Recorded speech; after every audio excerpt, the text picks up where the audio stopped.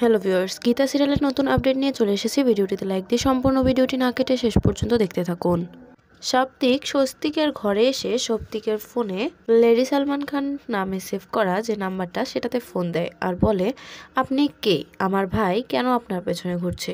আপনি কি আমার ভাইকে ভালোবাসেন? তখন গীতা বলে, না, আমি আপনার ভাইকে ভালোবাসি না। তখন সাপ্তিক বলে, আপনি কি শুধু শকে বলেন? কে আপনি? আপনি কে? এটা আমার খুবই জানা প্রয়োজন।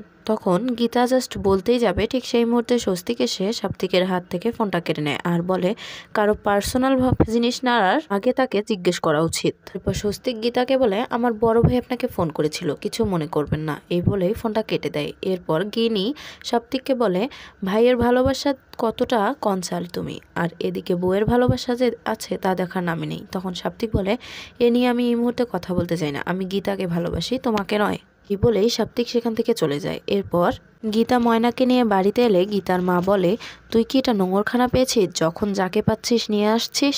আমি আগে তোকেই বিদায় করব, তোকে বিদায় করলেই আমার শান্তি। এই তোকে কে বিয়ে করতে চায় রে? দেখি ছেলেটার নাম্বার দিত। এই বলেই স্বস্তিকের নাম্বার নিয়ে নেয় গীতার মা। এরপর স্বস্তিককে কল করে আর বলে, তুমি কি আমার মেয়েকে বিয়ে করবে? আমার মেয়েকে বিয়ে করে আমাকে উদ্ধার করো তো বাবা, তাড়াতাড়ি বিয়ের দিনক্ষণ আমরা দেখে নেই, তুমি রাজি কিনা বলো। তখন স্বস্তিক বলে, আমি এখনই বিয়ে করব, আমি এক্ষুনি আপনাদের বাসায় আসতেছি। এই সমস্ত কথা অগ্নিজিৎ মুখার্জি শুনে নেয় আর এসেই বলে, তুই এত বড় একটা সিদ্ধান্ত কি করে নিতে পারতেছিস? আমি যার সাথে তোর বিয়ে ঠিক করব আমি তাকেই তোর সাথে বিয়ে দেব। তখন এটা অস্বীকার করে স্বস্তিক, বলে, আমি ভালোবাসার মানুষকে বিয়ে করব, কাব্যাকে নয়। এটা শোনা মাত্রই অগ্নিজিৎ তার বেল্ট খুলে স্বস্তিককে মারতে থাকে। তো বন্ধুরা, কেমন লাগলো পর্বটি কমেন্টে জানিয়ে দাও এবং পরবর্তী আপডেট সবার আগে পেতে আমাদের চ্যানেলটি সাবস্ক্রাইব করে পাশেই থাকো। ধন্যবাদ সবাইকে।